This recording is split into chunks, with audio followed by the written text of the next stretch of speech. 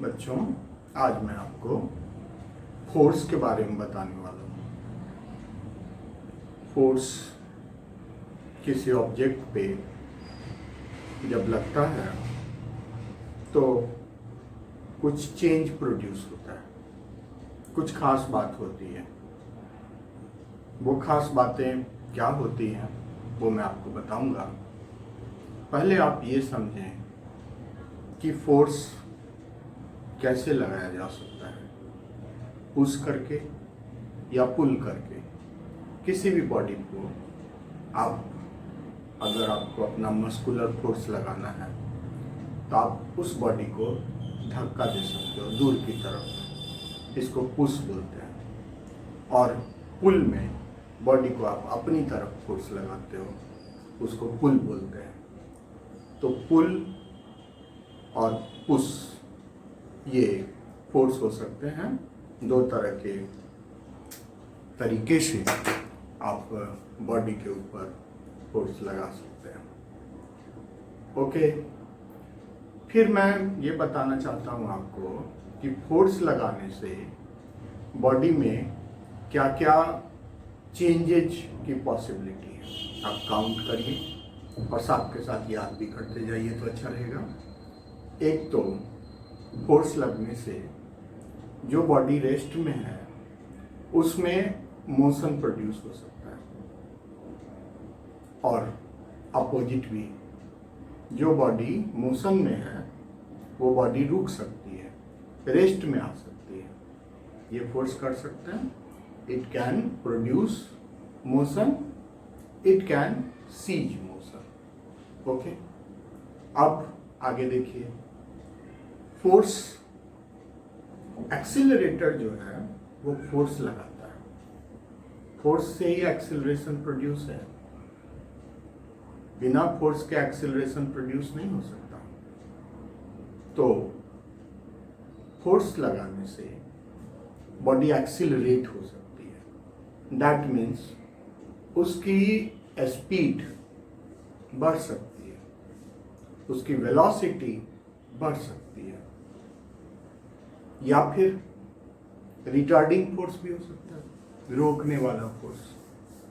आपका कोई दोस्त साइकिल से जा रहा है, आपने उसको कहा रुकने के लिए, नहीं रुका तो आप दौड़ करके उसके पीछे कैरियर पकड़ लिया आपने और आप अपनी तरफ फोर्स लगा रहे हैं उसको रोकने के लिए। तो कुछ तो स्पीड कम हो जाएगा ना आपके दोस्त के साइकिल के स्पीड का। इस तरह का जो फोर्स होता है उसको रिटार्डिंग फोर्स बोलते हैं, कम करने वाला। स्पीड कम हो जाएगा, दैट मीन्स वेलोसिटी कम हो जाएगा। तो दो और आपने देखे। एक तो पहले बताया कि या तो इसमें मोशन प्रोड्यूस कर सकता है फोर्स, या मोशन को बंद कर सकता है, सीज कर सकता है, स्पीड को बढ़ा सकता है, स्पीड को कम कर सकता है, ये फोर्स कर सकता है।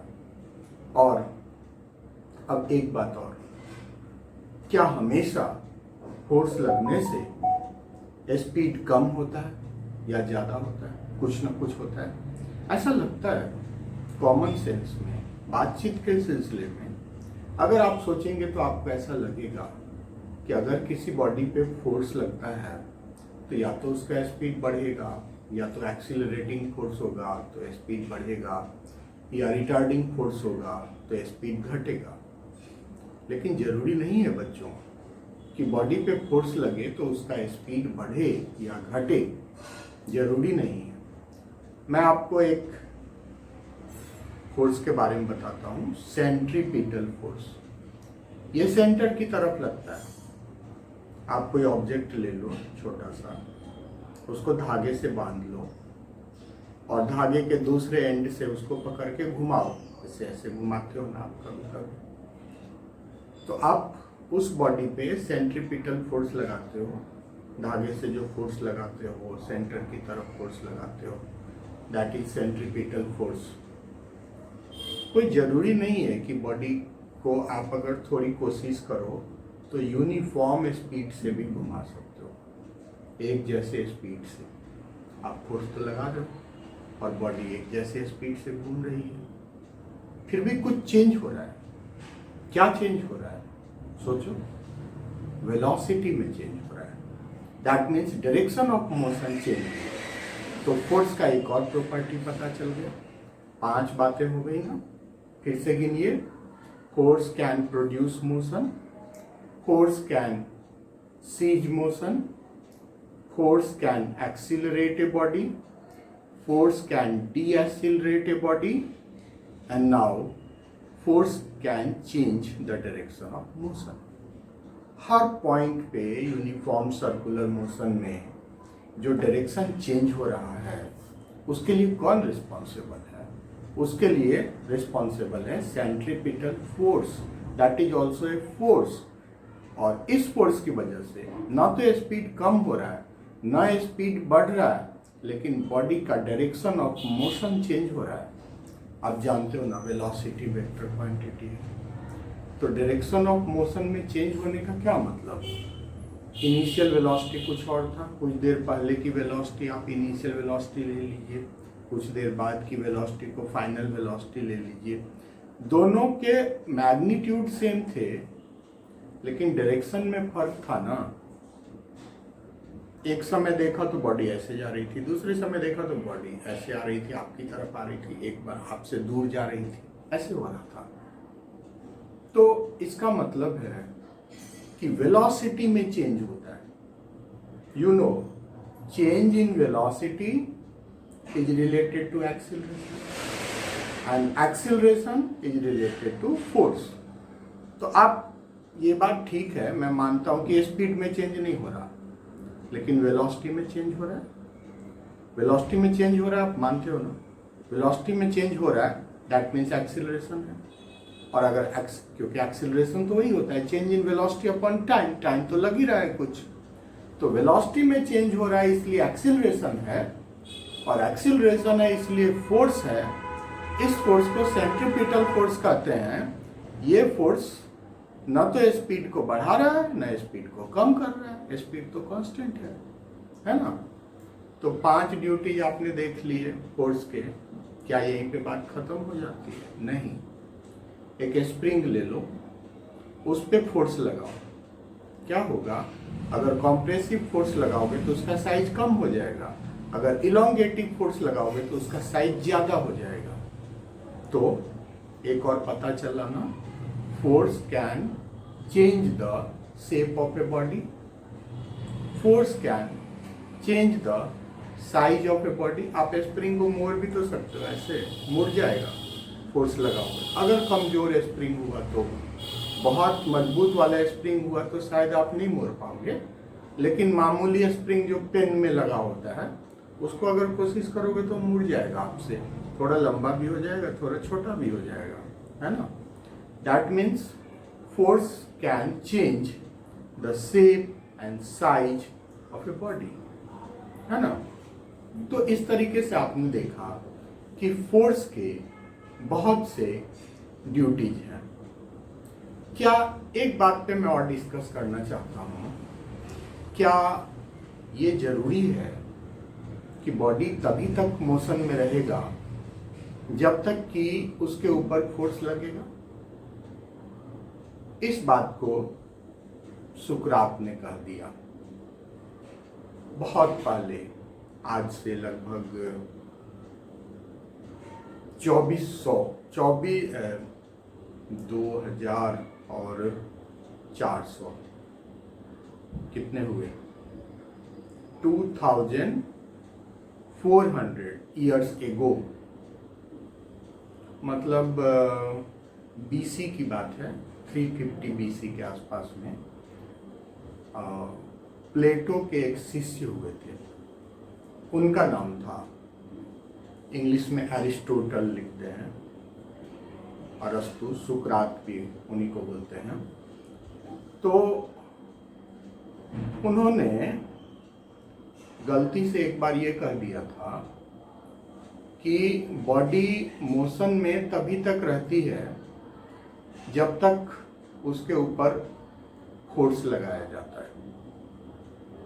और इस बात को लेकर के अब के लोग काफी हंगामा करते हैं कि अरस्तु ने गलत कहा, गलत कहा, गलत कहा। बहुत कुछ सही भी कहा, उनकी बातें तो पढ़िए, उनके विचार पढ़िए, उनके थ्योरीज पढ़िए, बहुत अच्छे अच्छे थे।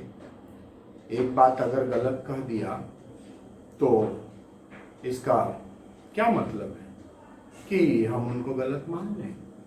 नहीं ना, ऐसा नहीं करना चाहिए। उनके उस रॉन्ग स्टेटमेंट को एनसीईआरटी के 11th क्लास के बुक में छाप दिया गया, एरिस्टोटल्स पॉलिसी करके, कि एरिस्टोटल कहते थे कि मोशन को कंटिन्यू करने के लिए फोर्स की जरूरत होती है। ऐसा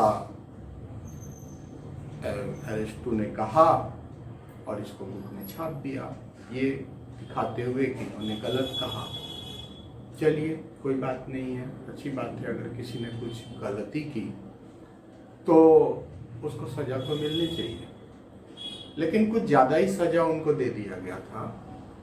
वहाँ के राजा ने उनको जहर पिलवा दिया था और फिर उनकी मृत्यु हो गई। तो हमेशा से ऐसा होता है, सत्य का पक्ष लेना, क्योंकि उस समय के जो लोग थे काफ़ी अंधविश्वास में घिरे हुए थे, काफ़ी कम ज्ञान था, और उनकी तुलना में अरस्तु का ज्ञान जो था वो काफ़ी ज़्यादा था। तो इनकी बातें लोगों को समझ में नहीं आती थी और इसीलिए इनको लोग धर्म विरोधी और पता नहीं क्या क्या समझते थे, जिसका परिणाम अंत में इनको अपना जीवन दान करके ही चुकाना पड़ा। तो ऐसा होता है हिस्ट्री में, ऐसा कई बार हुआ है, कई लोगों के साथ ऐसा हुआ है।